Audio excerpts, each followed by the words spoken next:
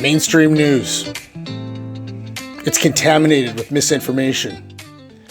Be cautious of source and skeptical of incomplete truths passing as social transparency. Donald Trump has spent months threatening Canada with sweeping tariffs, aircraft penalties, and even bizarre claims about revoking certifications. But while he's been firing off threats, Canada's Prime Minister, Mark Carney, has been quietly outmaneuvering the president on the world stage, or at least it appears that way.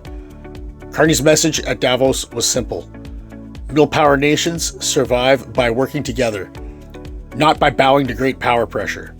Trump heard that speech, took it personally, and immediately lashed out, disinviting Canada from his diplomatic initiatives, escalating tariff threats, and trying to belittle Carney by calling him governor. He struck a trade deal with China that Trump initially praised, then condemned once he realized it strengthens Canada's independence.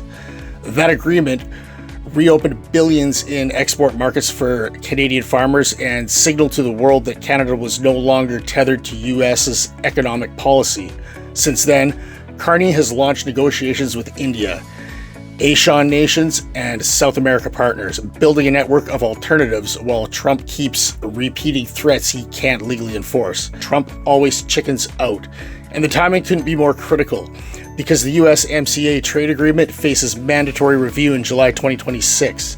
Trump wants to rewrite it to restrict Canada's global partnerships, but Carney is signaling that if the US demands submission, Canada will simply walk away. Gas prices would explode, supply chains would seize up, and American manufacturers would feel the pain first. That's why Carney keeps calling Trump's bluff, because the economic math is on Canada's side. The deeper story here isn't just about tariffs, it's about power. Trump built his political identity on the idea that America is too important to defy, but Carney is showing the world that even America's closest partners have options. Countries are watching how Canada handles this moment, and many are preparing to follow the same playbook.